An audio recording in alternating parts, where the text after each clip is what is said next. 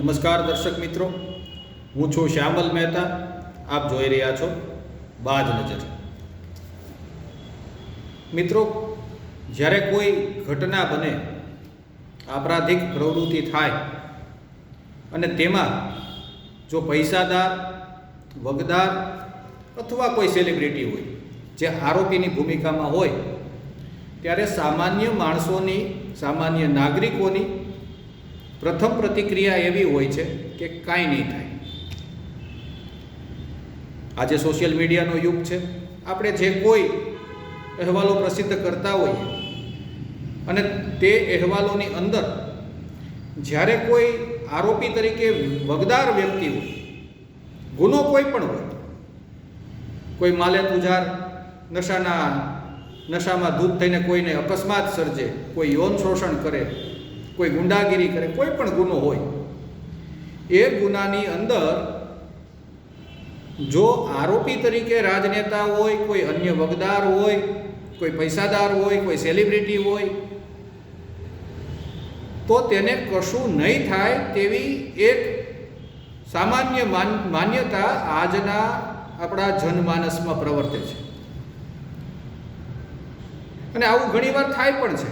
એટલે આ એક સ્વાભાવિક માન્યતા છે કે જો કોઈ વ્યક્તિ પ્રભાવશાળી હશે તો તેને કશું થશે નહીં. તાજેતરમાં અમરેલી છેડતી કાંડની ઘટનાના અહેવાલો જેટલા પ્રસિદ્ધ થયા, તેમાં પણ મોટા ભાગે આવી પ્રતિક્રિયા આવે છે કે કાંઈ નહીં થાય. અને આપણે જોઈએ છીએ કે અમરેલી છેડતી કાંડની અંદર લગભગ દરેક રાજકીય પક્ષોના બોલકા નેતાઓના મોઢા પણ સિવાય ગયા છે. મીડિયા પણ સુષ્ઠું વર્તન કરી રહ્યું છે. અમુક મીડિયા આઉટલેટ, અમુક મીડિયા માધ્યમો પ્રસારિત કરી રહ્યા છે. વિદ્યાર્થી સંગઠનોએ થોડો વિરોધ કર્યો, પછી તેઓ પણ શાંત છે. ત્યારે આજે આપણે એક એવી ઘટનાની વાત કરવી છે કે યૌન શોષણ જેવી બાબત હોય તો તેના કાયદા કેવા છે, અને જો તેમાં દાનતથી કામ કરવામાં આવે તો આ કાંઈ નહીં થાયની જગ્યાએ ઘણું બધું થઈ શકે. મૂળ વાત દાનતની છે. તંત્રની દાનત હોય, સરકારની દાનત હોય, સરકારમાં બેઠેલા નેતાઓની દાનત હોય, તો ગમે તેવો સેલિબ્રિટી હોય, ગમે તેવો મોટો નેતા હોય, પ્રભાવી વ્યક્તિ હોય, પૈસાદાર હોય, તે કોર્ટના ચક્કર કાઢતો, જેલ ભેગો થતો જોવા મળે છે. આપણે વાત કરવી છે તહેલકા ગ્રુપના સંસ્થાપક અને તેના તંત્રી. તહેલકા મેગેઝિન આવતું, એ મેગેઝિનના સંસ્થાપક અને તંત્રી હતા તરુણ તેજપાલ.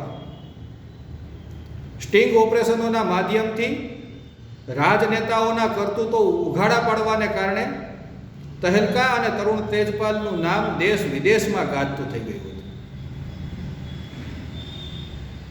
તરુણ તેજપાલ એક મજબૂત મીડિયા માધ્યમના તંત્રી હતા, એટલે ખૂબ પ્રભાવી હતા. હવે આ તરુણ તેજપાલ એક એવા કરતૂતમાં ફસાઈ ગયા કે તેની સમગ્ર કારકિર્દી નષ્ટભ્રષ્ટ થઈ ગઈ. વર્ષ 2013ના નવેમ્બર મહિનાની વાત છે. નવેમ્બર મહિનાની 2013ના નવેમ્બરની 7મી અને 8મી તારીખે ગોવાની અંદર એક લક્ઝરી હોટલમાં તહેલકા ગ્રુપ તરફથી થિંક ફેસ્ટ નામનો એક 2 દિવસીય કાર્યક્રમ રાખવામાં આવ્યો, જેની અંદર ખૂબ મોટા રાજનેતાઓ, બોલિવૂડની હસ્તીઓ, અગ્રણી ઉદ્યોગપતિઓ, સ્પોર્ટ્સમેન એવા મોટા, આ બધા લોકોની હાજરી, દેશ વિદેશના લોકો, સેલિબ્રિટીઓ આ થિંક ફેસ્ટમાં આવેલા. હવે આ કાર્યક્રમની અંદર એક એવી ઘટના ઘટી કે કાર્યક્રમ પછી તહેલકા ગ્રુપની એક મહિલા કર્મચારી તેણે એવો આરોપ મૂક્યો કે લક્ઝરિયસ હોટેલની લિફ્ટની અંદર તહેલકા ગ્રુપના માલિક સંસ્થાપક તંત્રી તરુણ તેજપાલે તેની સાથે બળજબરી કરી, તેની છેડતી કરી. આ ઘટનાને કારણે તરુણ તેજપાલ અને તહેલકામાં તહેલકો મચી ગયો. અત્યાર સુધી અન્ય લોકોના સ્ટિંગ ઓપરેશન કરનાર અને તેમને લોકો સમક્ષ ઉઘાડા પાડી અને એક આગવું સ્થાન બનાવનાર વ્યક્તિ આરોપીના પાંજરામાં આવી ગયો. તેમના વિરુદ્ધ એફઆઈઆર થઈ, એફઆઈઆર નોંધવામાં આવી. આ પહેલી શરત. જ્યારે કોઈ છેડતી થાય, અહીંયા આપણે અમરેલીના કેસમાં કદાચ એફઆઈઆર નથી થઈ, ત્યાં એફઆઈઆર થઈ એટલે ધરપકડ થઈ. તરુણ તેજપાલ જેવો એક રાષ્ટ્રીય કક્ષાની સેલિબ્રિટીની ધરપકડ થઈ. પછી તેણે જામીન અરજીઓ કર્યા કરી અને તેમને જામીન નવેમ્બરમાં તેમની ધરપકડ થઈ હતી. મે મહિનાની અંદર સુપ્રીમ કોર્ટે તેને જામીન આપ્યા. ત્યારબાદ કેસ ચાલ્યો. ગોવાની સેશન્સ કોર્ટમાં તેમનો કેસ ચાલ્યો. કેસ કેટલો ચાલ્યો? 8 વર્ષ ચાલ્યો. 8 વર્ષ દરમિયાન ફરિયાદી સહિત 150 સાક્ષીઓની પૂછપરછ કરવામાં આવી અને પોલીસ દ્વારા આ પૂછપરછને અંતે, સીસીટીવી કેમેરાઓની તપાસને અંતે તરુણ તેજપાલ વિરુદ્ધ 2700 પાનાનું ચાર્જશીટ એટલે કે આરોપનામું કોર્ટ સમક્ષ મૂકવામાં આવ્યું. આ 8 વર્ષ દરમિયાન શું થયું? તો પ્રથમ એ બન્યું કે તરુણ તેજપાલ ને સ્ટેપ ડાઉન કરવું પડ્યું. તેઓને તહેલકા ગ્રુપ છોડવું પડ્યું, તહેલકા મેગેઝિન છોડવું પડ્યું, તંત્રીનું પદ છોડવું પડ્યું. જે તેમની શક્તિ હતી તે તેમણે છોડવી પડી. ત્યારબાદ આ 8 વર્ષ સુધી ખૂબ લાંબી પ્રક્રિયાઓ ચાલી. 2021માં તેઓ નિર્દોષ સાબિત થયા. ગોવાની સેશન્સ કોર્ટે તેમને નિર્દોષ સાબિત કર્યા, નિર્દોષ જાહેર કર્યા. પરંતુ ત્યાં સુધીમાં આ છેડતી પ્રકરણ ગોવાનું જે તહેલકા ગ્રુપના સર્વા એવા તરુણ તેજપાલનો તેજો વધ થઈ ગયો. ત્યાં સુધીમાં 8 વર્ષ દરમિયાન તેમનું માન સન્માન, આર્થિક રીતે, દરેક રીતે તેમને ભયંકર ફટકો પડ્યો.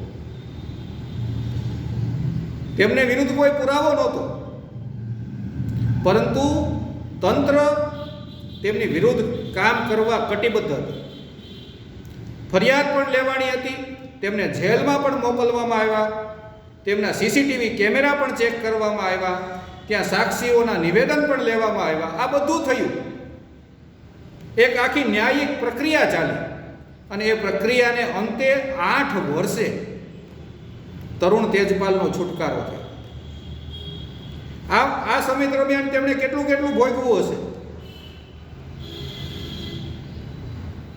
કહેવાનું તાત્પર્ય એ છે કે આપણે જે માનીએ છીએ કે કાંઈ નહીં થાય, પરંતુ જો તંત્ર ઈચ્છે, રાજકીય નેતાઓ દ્રઢ ઈચ્છા શક્તિ બતાવે, જેમ ગોવાની તત્કાલીન સરકારે બતાવી હતી, રાજકીય નેતાઓ ઈચ્છા શક્તિ બતાવે અને રાજકીય નેતાઓ જો ઈચ્છા શક્તિ બતાવે તો તંત્ર દોડતું થાય, અને તંત્ર દોડતું થાય તો આ આખી કાયદાકીય પ્રક્રિયા ચાલે.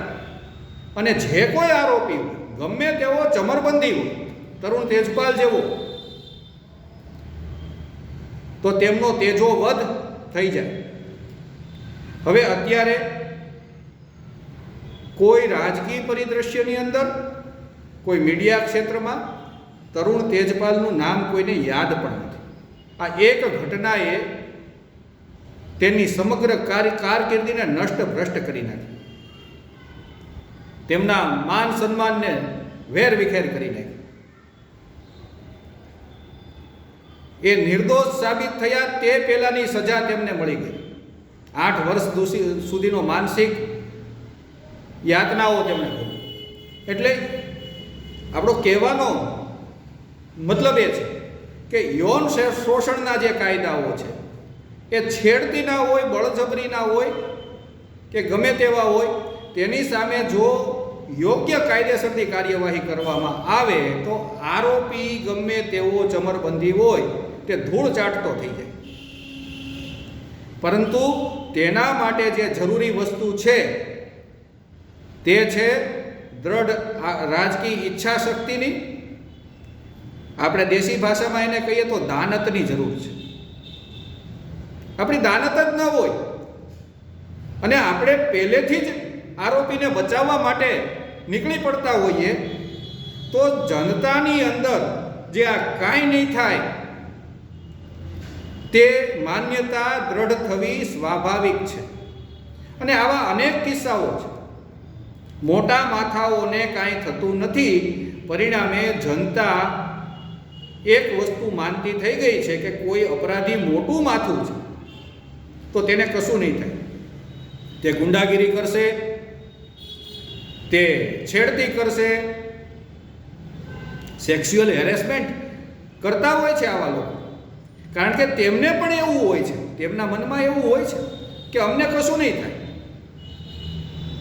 કારણ કે તેમના સાથે જોડાયેલા જે વ્યક્તિઓ શીર્ષ સ્થાનો પર બેઠેલા હોય તેઓ ક્યાંક ને ક્યાંક લાભાર્થી રહ્યા હોય તો બની શકે કે તેઓ તેમની નબળી કડી જાણતા હોય એટલે કદાચ કંઈ ન થાય. પરંતુ આવા કિસ્સાઓની અંદર કંઈ ન થાય તે માન્યતા જો દૂર કરવી હોય તો ગોવાની સરકારની જેમ 2700 પાનાનું ચાર્જશીટ હતું. વિચારો, ગોવામાં તરુણ તેજપાલ વિરુદ્ધ 2700 પાનાનું ચાર્જશીટ, 150 સાક્ષીઓને તપાસ્યા, જેટલા સેલિબ્રિટીઓ આવ્યા બધાને પૂછપરછ કરી, આટલા સાક્ષીઓ કોર્ટ સમક્ષ આવ્યા. અને આપણે અહીંયા એક પણ સાક્ષીને પૂછતા નથી, કશું કરતા નથી. તેના કારણે જ જનતાની અંદર આવી એક માન્યતા બને છે. અને આ આજના આપણા વર્તમાનના નેતાઓ માટે ખરેખર એક નાલેશીજનક બાબત છે. જય હિન્દ, જય ભારત.